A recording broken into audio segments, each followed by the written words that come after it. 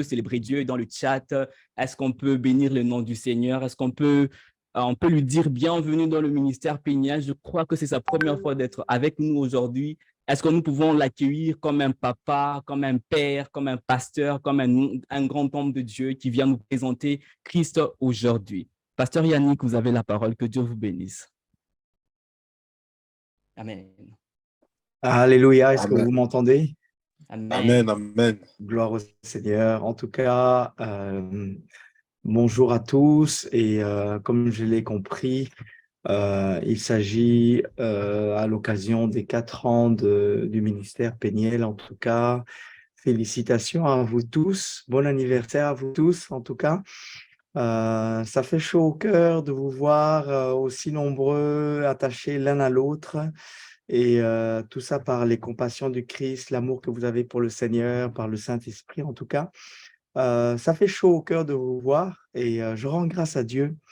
Vous faites partie de cette réserve de l'Éternel que Dieu a mis à part dans cette génération et dans les jours qui viennent lorsque Élie s'inquiétait. Et il nous arrive, ceux de ma génération, de nous inquiéter, à se poser la question, Seigneur, y a-t-il la relève quelque part? Et aujourd'hui, je rends grâce à Dieu. Vous êtes cette face cachée de la relève que Dieu est en train de préparer. Et je rends grâce à Dieu vraiment pour cela. Et je rends grâce à Dieu aussi pour la vie de notre cher frère, le frère Dan, qui vraiment a une grâce particulière sur sa vie et un appel très spécial sur sa vie. Je rends grâce à Dieu pour ça, pour cet appel apostolique qu'il a. Et je bénis le Seigneur aussi pour cette opportunité. En tout cas, merci non seulement à lui, mais à tous ceux qui l'aident à maintenir l'équilibre, l'unité, la collaboration. En tout cas, vous êtes là. Il y en a qui sont dans l'ombre, il y en a qui sont discrets. En tout cas, mais vous êtes là. C'est vous qui êtes aussi dans le cœur du travail, vraiment. Qu'importe le lieu à laquelle vous vous trouvez. Donc, si j'avais bien compris, vous êtes un peu dispersés, chacun dans un pays ou quelque part. En tout cas, de là où vous êtes, vraiment, que la paix du Seigneur soit avec vous et qu'il continue vraiment de vous bénir pour votre contribution, pour votre génération. Donc, je remercie le bien-aimé, le frère Dame, pour l'opportunité de pouvoir vous parler de la part du Seigneur, de ce que Dieu a déposé dans mon cœur pour le ministère Péniel. Je rends grâce à Dieu. On m'a donné donc le thème sur transition 2023. Je rends grâce à Dieu parce que c'est vraiment un thème très merveilleux et on pourrait dire beaucoup de choses. Et par souci de temps, donc je voudrais commencer simplement par la définition du mot transition, puisque on comprend l'esprit qui anime une chose lorsqu'on a compris les éléments qui la composent. La transition, on nous dit, c'est le passage d'un état à un autre. On nous dit que c'est un processus lent et graduel. C'est un état intermédiaire. Je bénis le Seigneur parce que en réalité, la vie est faite de transitions.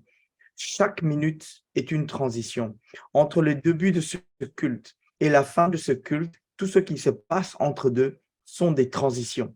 Et je prie le Seigneur que quelqu'un va passer d'une transition à une transition glorieuse. Père, je remets ce moment entre tes mains. Je prie, Saint-Esprit, que chacun puisse recevoir ce que tu as pour lui.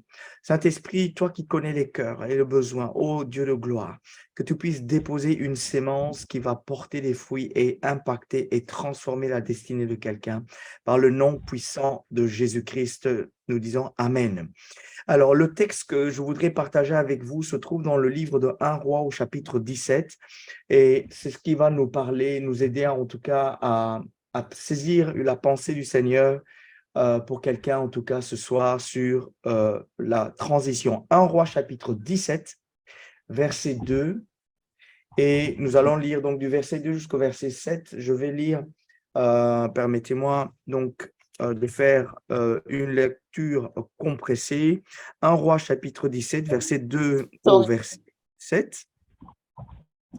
Élie le Tishbite, l'un des habitants de Galad, dit à Akab, L'Éternel est vivant, le Dieu d'Israël, dont je suis le serviteur. Il n'y aura cette année ni rosée ni pluie, sinon à ma parole. Ça, c'est le verset 1. Verset 2.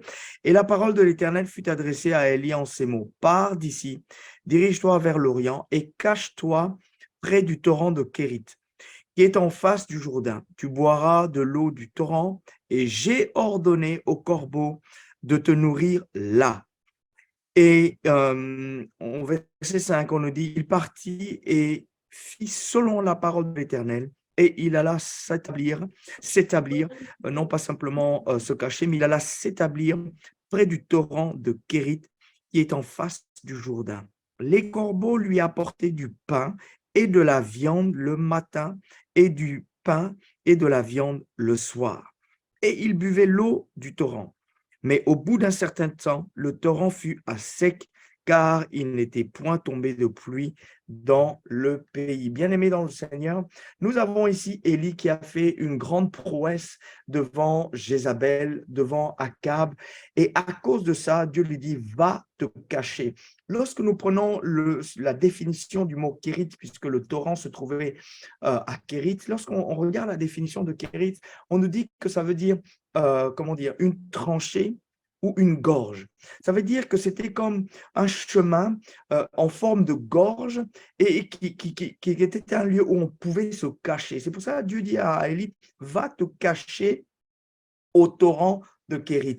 Donc, après avoir fait un grand exploit, après avoir servi Dieu, Dieu lui dit, va te cacher, va te mettre à l'abri, le temps que la colère de Jézabel descende, le temps que la colère d'Akab descende, parce que les choses que tu as dites vont te causer des grands problèmes. Bien-aimé, nous voyons aussi Joseph avec Marie, le père, ou en tout cas la mère de Jésus.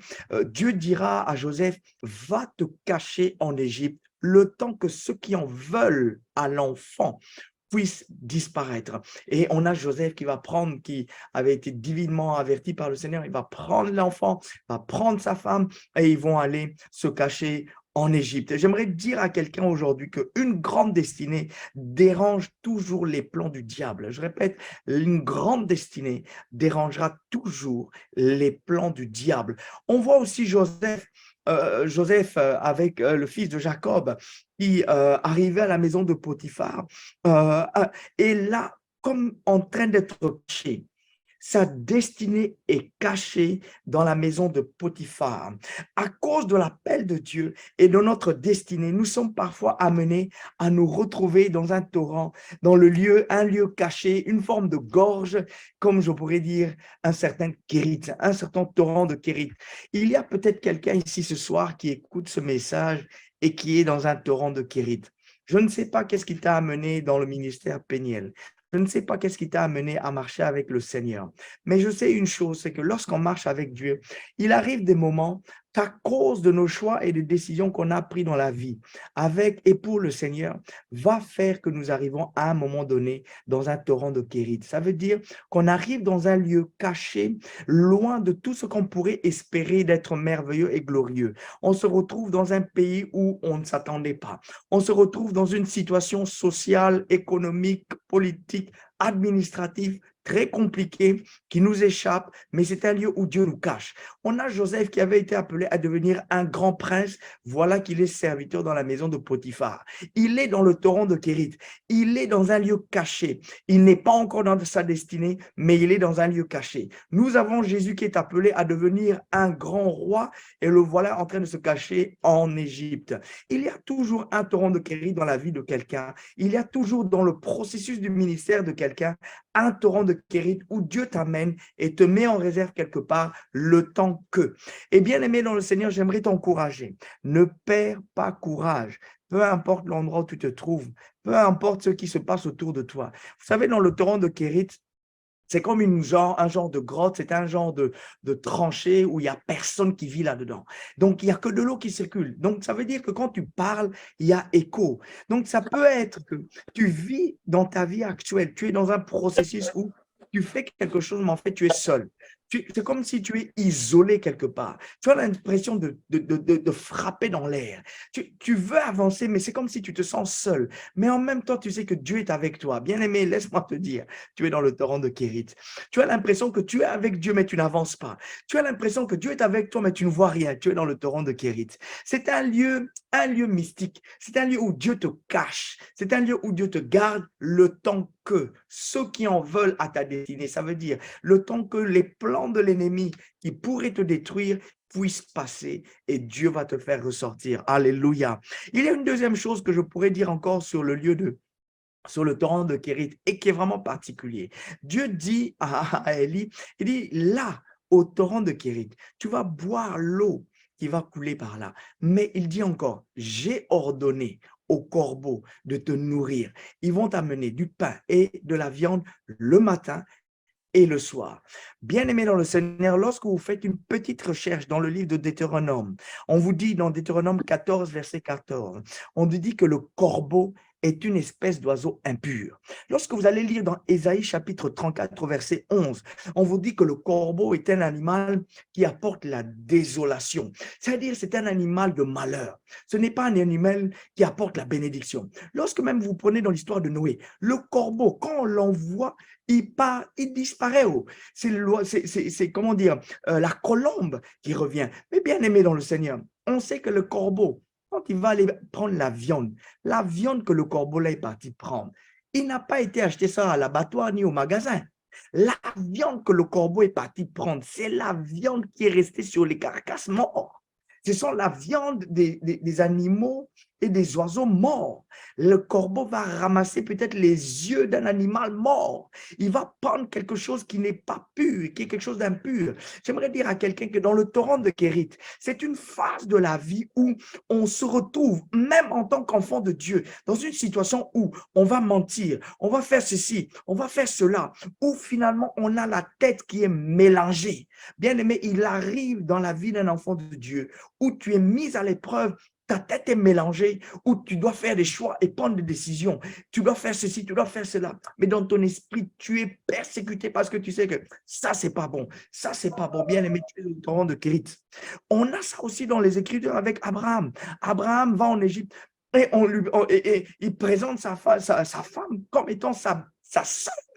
On voit ici Abraham en train de mentir pour survivre. Pourquoi? Il est dans le torrent de Kérit. Bien-aimé dans le Seigneur, la vie chrétienne, ce n'est pas un chemin linéaire.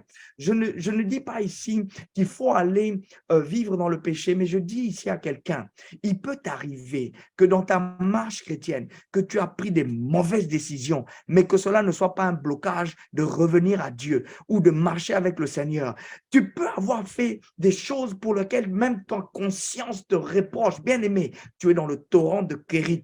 Mais laisse-moi dire à quelqu'un ici ce soir, le torrent de Kérit n'est pas le lieu de ta destinée. Ce soir, je dis à quelqu'un que ce n'est pas au torrent de Kérit que Dieu t'a appelé. Tu es peut-être dans un pays au milieu de nulle part. Tu es dans un pays que tu n'avais même pas imaginé d'y aller. Ton rêve, c'est d'aller dans un autre pays. Là où tu es là, c'est le torrent de Kérit. Et là, dans ce torrent de Kérit-là, il peut y avoir des moments très difficiles, des moments très pénibles, des moments qui pèsent lourd dans ton cœur, dans ta conscience. Laisse-moi te dire que ce n'est pas le lieu de ta destinée, mais c'est un lieu où Dieu t'a caché pour l'instant. Et il y a des épreuves, c'est vrai, mais c'est le torrent de Kérit. Regardez maintenant ce qui va se passer. À un certain moment, la Bible dit, à un certain moment, les corbeaux n'ont pas cessé de venir. Les corbeaux n'ont pas, mais le torrent était à sec. Et au moment où le torrent est à sec, c'est alors que le Seigneur vient dire à Élie, c'est le moment de partir à Sérapta. Il le dit, va à Sérapta, là, j'ai ordonné à une femme de te nourrir. Là, j'ai ordonné à une femme de t'abriter dans sa maison. Bien-aimé, voyez comment Dieu opère. Il y a une phase où Élie doit être caché. Il est à Kérit. Et puis, il y a une phase où Dieu va maintenant l'amener à sortir de l'ombre. Vous savez, lorsque vous prenez, on a dit que Kérit voulait dire un lieu caché. Donc, et si nous prenons le mot Sérapta veut dire un lieu d'orfèvre, en d'autres, pour faire simple, c'est comme une bijouterie. Le sens du mot Sérapta veut dire bijouterie. Donc, on a d'un côté le torrent de Kérit qui est un lieu caché. Et de l'autre côté, on a Serapta qui est un lieu bijouterie, donc un lieu de révélation. Ce qui est caché, à un moment, finit par être révélé. Si tu passes à travers des épreuves, où ta foi, ta conscience, ton esprit, ta vision sur ce que Dieu t'avait dit sur ta vie est mélangée, est confuse, tu n'arrives pas à voir clair, tu dois prendre des décisions, tu hésites entre gauche, droite, ta tête est mélangée, il y a la fumée, il y a l'embrouille, comment dire, il y a l'embouteillage dans ta tête, c'est parce que tu es dans le torrent de Kérit. Mais j'aimerais te dire aussi, quand tu es dans le torrent de Kérit, sache qu'il arrivera un moment que le torrent va sécher et que Dieu va t'appeler à partir à Serapta. Qu'est-ce que ça veut dire partir à Serapta? Ça veut simplement dire que il y a un moment de transition. L'endroit de Kérit, c'est un lieu de transition. Il devait partir à Serapta, le lieu où Dieu allait finir par se révéler et se manifester. Il y a toujours des signes qui nous disent qu'il faut partir. Il y avait un signe qui était clair pour Élie, tu ne peux pas rester, tu dois partir à Serapta. Et Dieu lui dit, va.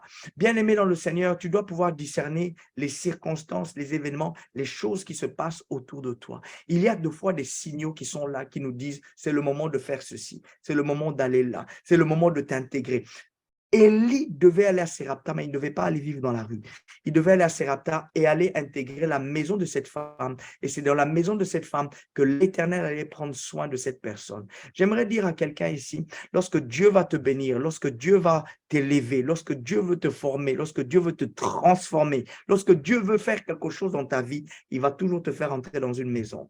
J'aimerais dire à quelqu'un ici, c'est le moment. Peut-être tu es à Kérit, mais c'est le moment pour toi de partir dans la maison de Serapta. Oh, j'aimerais dire à quelqu'un ici qui est en train de souffrir peut-être dans son cœur ou dans ses pensées ou dans ses espérances, tu es dans des hésitations bien aimées dans le moment actuel, c'est le moment de partir à la maison de Serapta. La maison de Serapta, c'est le lieu où Dieu a ordonné de pouvoir te nourrir. Ce n'est plus la nourriture des morts que tu vas recevoir, mais c'est de la vraie nourriture cuisinée dans une bonne cuisine. Bien-aimé dans le Seigneur, vous savez, lorsque j'étais jeune dans mon parcours, j'ai connu plus ou moins ce que vous connaissez actuellement. C'est que nous étions un groupe de jeunes et nous organisions des programmes à Kinshasa et certains programmes s'appelaient les 4 vents et on était très, très, très zélés en tout cas.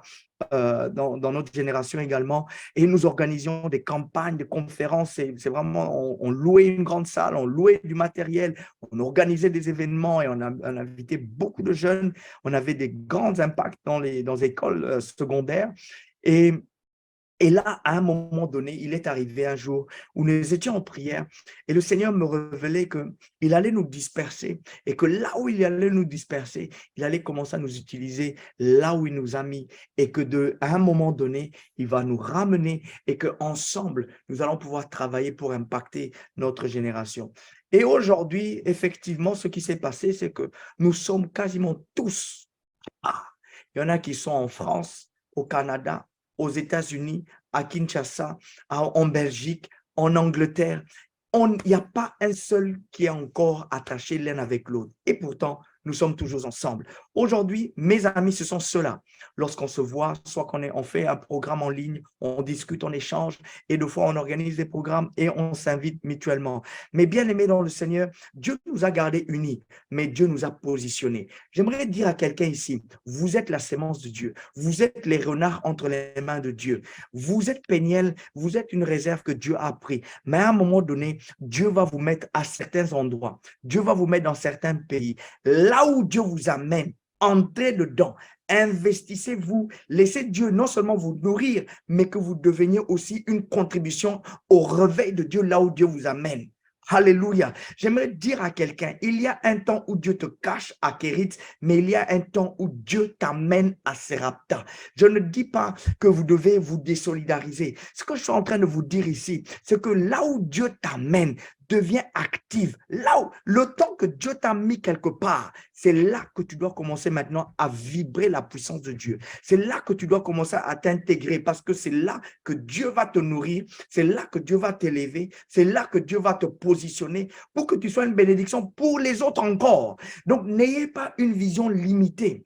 Un pays, vous savez, Dieu n'est pas limité par les kilomètres ni par la distance. L'Esprit de Dieu n'est pas limité par la distance. Bien-aimé, vous devez avoir un esprit ouvert, un esprit large pour voir que Dieu est en train de vous amener quelque part et que Dieu est en train de vous repositionner. Dieu est en train de vous relocaliser. Et de là où vous serez bien-aimé, il va pouvoir vous relever et il va pouvoir vous manifester et vous manifester encore. Donc, il y a un temps, pour résumer, il y a un temps où Dieu a amené Élie dans le torrent de Kérit, un temps où il devait se cacher, un temps d'attente, un temps où il devait se nourrir et accepter de fois certaines choses qu'il n'aurait normalement pas acceptées. Il devait attendre, patienter. J'aimerais dire à quelqu'un, c'est peut-être un moment où tu dois encore patienter, mais il arrive un moment où il y a des signes qui sont clairs. Des signes, ça veut dire clair, ça veut dire que tu n'as pas d'autre choix, que tu dois prendre une décision, que tu dois t'engager, que tu dois avancer, que tu dois aller, que tu dois marcher par la foi. Et c'était le cas d'Élie. Le torrent était sec. Il n'avait pas de choix, bien-aimé. Il devait partir. Et quand tu dois partir, la Bible dit, j'ai ordonné à une femme de te nourrir. Bien-aimé, quand Dieu a ta destinée dans sa main, laisse-moi te dire, il a déjà ordonné et aux corbeaux et aux femmes de te nourrir dans ton parcours. Bien-aimé, je n'ai pas à m'inquiéter de ce qui va se passer demain. Je n'ai pas à m'inquiéter dans quel pied je vais mettre les pieds. Je sais une chose, Dieu avait déjà ordonné à quelqu'un. Dieu a déjà ordonné à quelqu'un de m'aider, à me faire grandir, à m'enseigner, à me faire travailler, à m'ouvrir la porte pour le ministère. Dieu a ordonné. La seule chose, c'est que nous devons accepter. Quand le torrent est à sec, on bouge, on avance et on marche par la foi. Donc, bien aimé dans le Seigneur, soyez encouragés. Tu es dans le torrent de Kérit, sois patient. Sois tranquille. Il y a des choses peut-être qui sont inacceptables, qui se passent autour de toi. Tu es dans un processus administratif compliqué ou par lequel tu dois faire des choses ou dire des choses ou passer par des systèmes. Ça te casse la tête. Ton esprit est mélangé. Bien-aimé, sois tranquille. Tu es à Kérit. Dieu connaît ta destinée. Il y a un moment, il va dire, c'est le moment d'aller à Sérapta. Et ce moment viendra pour chacun d'entre vous. Et quand tu seras à Sérapta, ta destinée sera révélée. Ta destinée sera manifestée. Sois simplement patient. Et quand tu seras là, bien-aimé, tu vas voir la gloire de Dieu. Tu vas voir la main de Dieu se manifester. Et peut-être que Joseph croyait dans la maison de Potiphar, ça y est, je suis arrivé. Je vois que les choses se sont bien positionnées et tout. Mais ce n'était pas la destinée de Joseph. La destinée de Joseph est encore plus glorieuse. Laisse-moi te dire, ce que tu vois aujourd'hui, demain sera mieux. Parce que ce que Dieu fait après, c'est toujours mieux que ce qu'il a fait aujourd'hui et ce qu'il a fait avant. J'ai vu dans ma propre vie que la gloire que j'expérimente après est toujours plus grande que ce que j'ai expérimenté avant. Avant, j'avais des visions, mais les visions que j'ai eues aujourd'hui sont plus grandes que celles que j'avais avant. Je voyais Dieu chasser des démons. Je voyais la puissance de Dieu transformer les vies des gens. Mais aujourd'hui, c'est dans une autre dimension. À chaque fois quand tu marches avec Dieu, il te réserve toujours une gloire supérieure dans la maison de Sérepta quand tu as quitté Kérit. Donc voilà, que Dieu vous bénisse. Ne croyez pas que dans la maison de Potiphar, vous y êtes. Non, deux fois, il faut laisser tomber simplement son manteau, bien-aimé, et avancer. Votre identité n'est pas déterminée par les circonstances que vous vivez. Non, votre identité est déterminée par la révélation que Dieu a donnée dans votre vie. Il y a bien toujours quelque chose que Dieu a déposé dans ton esprit, que tu sais de toi-même qui tu es et ce à quoi Dieu t'appelle. Et ça là, ça ne change pas par rapport aux circonstances. Ça là, c'est ta destinée et elle sera manifestée. Donc voilà, j'aimerais vraiment que quelqu'un soit béni ce soir. J'aimerais que quelqu'un qui passe peut-être à travers un moment de transition, qui est dans un moment où les choses ne sont pas très claires, les choses sont un peu confuses, il y a beaucoup d'hésitation, il y a beaucoup de peur, de doute. J'aimerais te dire, tu es peut-être à Kérit, mais il arrive un moment où Dieu va t'amener à Sérapta. C'est juste une question de temps. Et quand tu es à Kérit, sois tranquille. Ne panique pas, n'aie pas peur. Laisse Dieu faire son travail. Et il arrive un moment où tu seras à Sérapta, tu seras dans la maison du bijoutier, où Dieu va te révéler comme un diamant. Et je prie que dans le nom de Jésus-Christ, que la vie de quelqu'un ce soir puisse être transportée de Kérit à Sérapta. Bien-aimé, même si je ne suis pas prophète, je mène une vie prophétique. Et lorsque j'apporte un message, Généralement, mes messages sont des messages prophétiques. Et j'aimerais dire à quelqu'un ici ce soir que le temps de partir à Serapta est arrivé. Je ne sais pas à qui je m'adresse, mais je m'adresse bien à quelqu'un ici ce soir. Le temps d'entrer dans la maison à Serapta est arrivé. Le temps de t'intégrer. Il y a des gens ici peut-être qui hésitent de participer dans l'une ou l'autre chose. Bien aimé, vous savez, le ministère, ce n'est pas une ligne droite. C'est souvent des zigzags. Et la manière dont Dieu t'amène, tu ne sais pas. Dans ma vie personnelle, j'ai eu plusieurs pères spirituels, en tout cas des pères qui m'ont encadré. Non pas que j'ai cherché à avoir plusieurs pères, mais je me suis retrouvé simplement de Kérit à Kérit. Je me retrouve à Brazzaville, et puis je me retrouve à Kinshasa, et puis je me retrouve en Belgique. Et là où je me retrouve, Dieu me donne quelqu'un qui est là pour m'aider à trouver mon chemin, pour m'aider à m'intégrer et à continuer à servir Dieu. Et quand je sers Dieu, là où Dieu m'a mis et que je m'investis de tout mon cœur, bien aimé, j'ai constaté et j'ai remarqué que le ministère et ma destinée a commencé à s'ouvrir parce que dans la vie de chaque homme de Dieu, Dieu a mis un trésor et un dépôt. Et lorsqu'on vient en contact avec un homme de Dieu, c'est peut-être une révélation que je te donne. Tu dois savoir que lorsque tu viens en contact avec un homme de Dieu, ton ange rencontre l'ange de cet homme de Dieu. Ta destinée rencontre quelque chose que Dieu a déjà fait dans la vie de cette personne. Il y a des choses mystiques, spirituelles qui nous dépassent, qui dépassent notre entendement lorsqu'on se rencontre. Lorsque nous sommes en train d'échanger en ce moment, la grâce de Dieu qui a agi pour m'amener à devenir ce que je suis aujourd'hui est en train de libérer quelque chose dans la vie de quelqu'un pour qu'il puisse entrer dans une autre phase, dans une autre dimension de sa vie. Donc, j'aimerais te dire, sois courageux. Ne perds pas courage.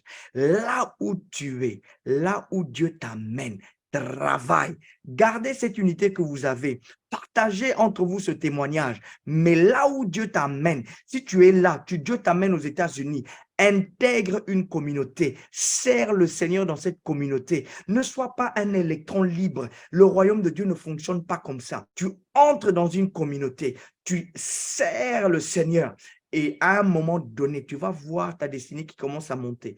Et sans que tu te rendes compte, il y aura un autre frère dans le ministère Péniel. Quelque chose se passe avec lui de la même chose aux États-Unis, ou en Australie, ou en France, ou là et là. Et c'est ça votre réseau. Et à un moment donné, lorsque tu deviens pasteur et que tu dois inviter un serviteur de Dieu, tu ne dois pas aller ramasser les gens dans le marché. On ne ramasse pas des prédicateurs comme ça dans le marché. Au jour d'aujourd'hui, là, on ne prend pas n'importe quel prédicateur. On va chercher les gens qu'on connaît, les gens qu'on connaît leurs racines. On connaît qu'est-ce qui les anime. C'est là que toi qui es dans le ministère Péniel, tu vas aller chercher dans la source parmi vous là, ce que Dieu a suscité, là où Dieu a élevé. Ne mettez pas tous les œufs dans le même panier, mais laissez Dieu maximaliser les choses. Quand Dieu a multiplié les 5 pains et les 2 poissons, les 5 pains et les 2 poissons ne sont pas restés ensemble. Dieu les a coupés, Dieu les a multipliés et il les a dispersés. Quand on est jeune, on n'aime pas être dispersé. Et pourtant, c'est ce que Dieu fait tout le temps. Dieu nous disperse tout le temps. Lorsqu'on prend les 12 apôtres, Dieu les a dispersés. Il n'y a pas un seul serviteur de Dieu qui reste avec son ami d'enfance qui était à l'église pour toujours. Jamais. J'ai jamais vu ça. Dieu nous disperse toujours. Pourquoi? Parce qu'il a besoin de nous et il nous envoie quelque part. Il nous utilise, il glorifie son nom. Et la beauté de tout ça, c'est qu'après quand on se retrouve, on te dit « Ah, tu te rappelles? Ah, tu te rappelles ?» Et ça devient un témoignage. Voilà, que Dieu vous bénisse ce soir en tout cas. Et je remets la parole au modérateur, notre bien-aimé, le frère Dan. Vraiment que Dieu vous bénisse et que la grâce de Dieu se repose sur votre vie. Amen, amen. Alors, le pasteur, avant que vous puissiez partir, est-ce qu'on peut vous demander de prier pour nous? Alors, on aimerait avoir votre bénédiction. J'aimerais que tous d'un commun accord, comme un seul homme, comme un seul homme, que nous puissions réellement fermer nos yeux et que nous puissions recevoir les bénédictions venant du pasteur Yannick.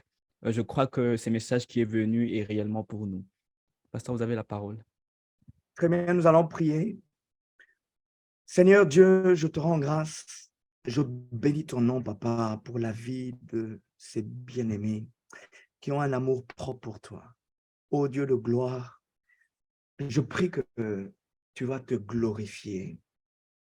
Tu vas te glorifier dans la vie de quelqu'un. Pendant que je commence à prier, je vois un genre de champ de bananes. Je vois un champ de bananes et je vois un régime de bananes, mais les bananes sont encore vertes.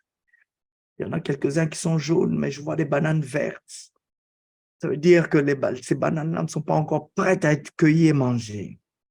Mais je vois un champ de bananes avec des régimes qui sont là. J'aimerais dire vraiment ce soir que Dieu prépare une armée, Dieu prépare une relève. Dieu est en train de préparer quelqu'un ici ce soir. Ô Père, je prie que ce soir, ô Dieu de gloire, que l'esprit de quelqu'un soit activé. Oh, j'aimerais prier pour quelqu'un afin que l'esprit prophétique soit activé dans la vie de quelqu'un ce soir, là où tu es. J'aimerais simplement que tu ouvres ton cœur, ouvres ton esprit. Père, je prie qu'un esprit prophétique soit activé dans la vie de quelqu'un ce soir, par le nom de Jésus-Christ. Je prie que les oreilles de quelqu'un s'ouvrent. Je prie que les yeux de quelqu'un s'ouvrent. Je prie, Seigneur, que la grâce prophétique se manifeste dans la vie de quelqu'un ce soir, dans le nom puissant de Jésus-Christ.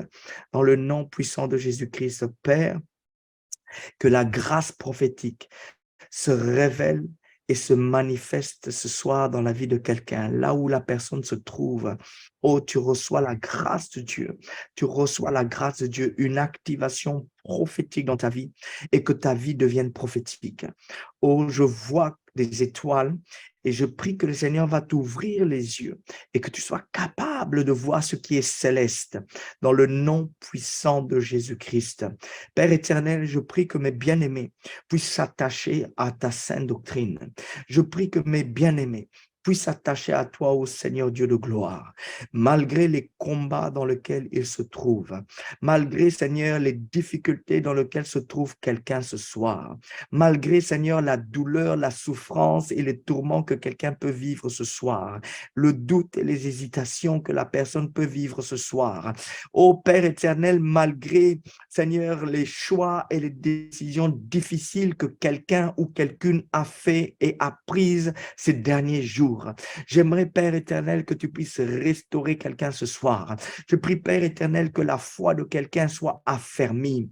J'aimerais, Seigneur, dire à quelqu'un, ô Père, j'aimerais communiquer cette pensée, Seigneur, que ton amour est plus grand que l'erreur. Je prie, Seigneur, Père, que cette vérité se dépose dans le cœur de quelqu'un, que ton amour est plus grand que nos faiblesses, que ton amour est plus grand que nos erreurs, que ton amour est plus grand que nos échecs, que ton amour est plus grand que nos mauvaises actions. Je prie au Père éternel que personne ne sera défini ou façonné par les circonstances dont elle traverse, même dans ce lieu où il se trouve, même dans ce lieu, dans cette situation qu'hérite, dans cette situation cachée, dans cet environnement caché, en ce temps caché où, Seigneur Dieu de gloire, leur ministère, leur destinée, leur appel, leur avenir, leur devenir n'est pas encore révélé ni manifesté. Seigneur, que tu vas garder leur cœur, que tu vas garder leur pensée,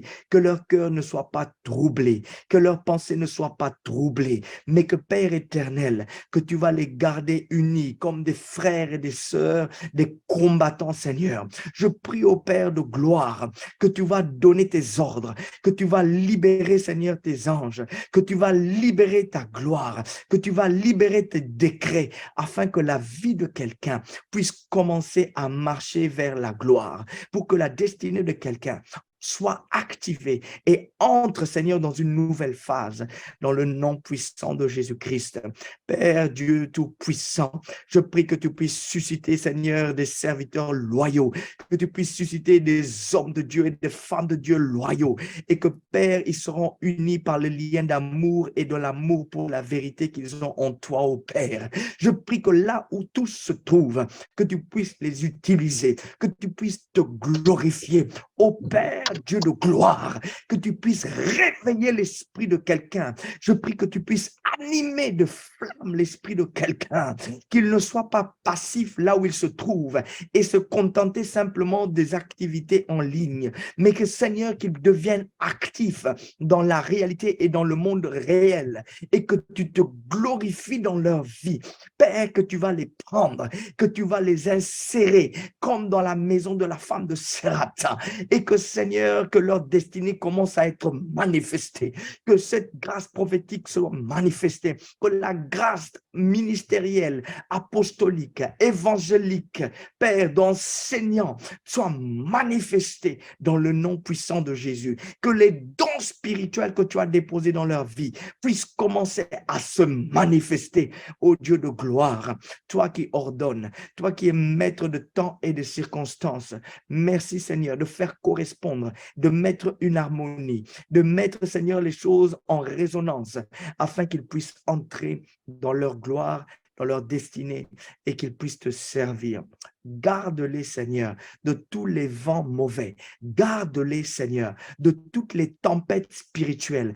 Garde-les, Seigneur, de toute fausse doctrine. Garde-les, Seigneur, de tout esprit d'erreur et de confusion. Garde-les, Seigneur, de tout esprit de découragement. Garde-les, Seigneur, de tout esprit qui peut les animer pour ne pas te servir, mais servir leur propre intérêt. Je prie au Saint-Esprit que tu vas leur donner un esprit supérieur dans leur génération, que tu vas leur donner, Seigneur, la supériorité d'esprit là où ils arrivent, dans le nom puissant de Jésus-Christ, par le nom puissant de Jésus-Christ. Que quelqu'un soit béni ce soir, que quelqu'un soit béni ce soir, que la destinée de quelqu'un soit bénie ce soir par le nom puissant de Jésus-Christ.